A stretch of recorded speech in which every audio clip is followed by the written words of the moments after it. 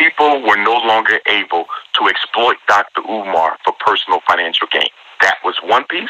And the other piece is when the Frederick Douglass Marcus Garvey Academy fundraiser, which began in 2014, I finally put it up on a crowdfunding site, which was GoFundMe in 2015. So that brought the other amount of jealousy and animosity, because most of the people who attacked me had GoFundMe campaigns of their own that really didn't go anywhere. Number one, they didn't raise much money, or, okay, they either didn't get enough money, or they didn't use the money for anything productive for the people. So people were raising money because I need equipment for this, or I need money for a personal library, I need money to travel. They were raising money for personal things. They weren't raising money for something to benefit the race, you see. Even the ones who were raising money for documentaries would use that money on the documentary and then charge the people again. So it was still about a personal hustle. It wasn't about doing nothing for the race. The Frederick Douglass Marcus Garvey Academy was purely for the race, a school for black boys. And when it began to pick up momentum, Brother Mike, when the momentum kicked in, and they saw the 100,000 and the 200,000 and the 300,000, on top of the fact that you stopped letting us exploit you for financial gain through lecturing, that was too much for the haterism to have to digest. So that's when they came and attacked me. We not making no money off this brother. And at the same time, he got the audacity to be out funding us on this GoFundMe campaign. But my answer to that, Brother Mike, is look at what I'm raising money for. I'm not raising money for myself. I'm raising money to give our boys an opportunity at a better education and subsequently a better life. So it was the success of the GoFundMe with the fact that I cut out the Hotep middleman from my lecture circuit. That's what brought the hate. You know, Dr. Umar, I'm going to be transparent and honest with you. I told my wife, in reference to that, because all these videos that you had said before about people talking against you, I said, look, hold on. I done gave money to the IRS, who don't do nothing for us. I done gave money to this group and that group that hadn't done nothing. I'm talking about white supremacy groups that we forced to pay money to. And they don't see me complaining like that, although I do complain. I said, why are these brothers and sisters talking about Dr. Umar and what is he doing with the money when they don't do that to the IRS? They haven't given a penny, Brother Mike. The people talking are not donors. None of them are donors. Not a single person with a negative video of me is a donor. My donors don't hate. If my donors have questions, they reach out to me. My donors don't have a need for you to.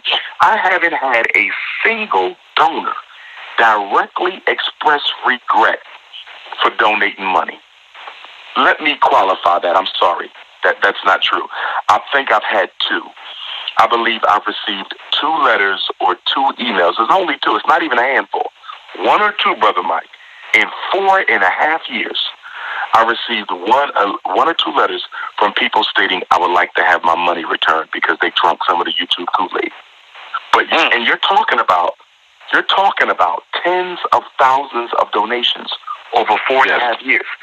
Tens of thousands of donations representing black people from every continent in every country. I don't think there's a country on earth from which I didn't receive a donation from an African, which means FDMG will probably be extremely unique just from a fundraising standpoint, because it'll be the first independent school that is truly Pan-Africanist in its creation, because every black community on earth donated to its creation. Every single one. Beautiful. And so when you look at the sheer number of donations that I've had to handle these 4.5 years, to only get 2 people out of tens of thousands saying I want my money back.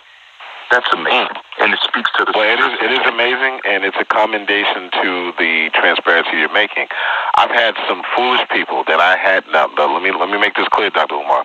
I had some brothers that I had to correct over the last couple of years, and I mean correct very strongly, one-on-one, when they came to me with some stupid stuff about Dr. Umar's school. I said, the first thing I said to these brothers, first of all, did you donate any money at all? But I said, no. Did you donate anything? I said, don't talk to me about nothing unless you putting your money there. There's an old wise saying I once heard, brothers and sisters. An older brother once told me that wherever, it's in the scripture too, in the Bible, wherever a person puts their money, that's where their heart is. And so, Thank you. As soon as I heard about the school, I donated twice. And I said, look, and I'm still going to donate because I was telling a brother the other day, I said, brother, do you know how much is, where's Dr. Umar's school? I see you going to interview Dr. Umar. I said, hold on, time out. I said, when the last time you did a fundraiser? I grew up in the church. My wife and I talk about this often. She grew up in the church. And them churches be having fundraisers for 10 years. Yes, sir. And you never see the new building that the building fund was for. Never ever see the building. And if you do, it's a portion of it. So I don't never see nobody going on YouTube talking about this church here. I grew up in the church that happened. We had a fundraiser in the church I grew up from the time I was like 4, 5, 6 years old all the way till I was in my 20s. I'm not exaggerating. And that's just one of thousands of churches that have had the same problem. It's because getting a building and holding that money is not easy. So I told my wife, I was like, so if Dr. Umar took some of the money and traveled around the world, I'm just saying the worst case scenario, I'm not saying you did this, and traveled the world to help our people, who was playing about that?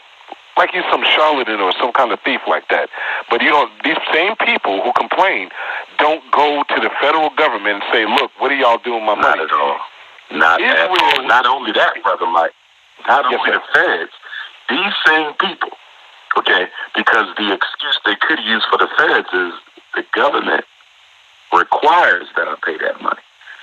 But Nike don't require you spend $2 billion a year on Air Jordan. There you go. McDonald's can't require you to spend $1 billion on fast food. Okay, the Korean controlled hair care industry doesn't force black women to spend $15 billion plus a year on fake hair and perm. Nobody's forcing us to spend $4 billion a year on liquor and alcohol. You understand? So it's amazing that the same people who will question 750,000 after 4.5 years, which, although I'm grateful, Brother Mike, I'm extremely grateful for my donors for giving me that money to build this school. But in the larger scheme of things, it's an embarrassment. Yes, Brother Mike, that's an embarrassment. It is. You know what did we spend on the Black Panther movie? I believe Black Panther spent $300 million on the opening weekend of Black Panther. Yeah, first weekend. Right. This is a Walt Disney movie. This is a white man's movie. $300 million the opening weekend. Nike can get $2 billion a year faithfully, and they crying about less than $1 million after 4.5 years. It's actually embarrassing, brother. And it is embarrassing. I believe in my heart, Brother Mike,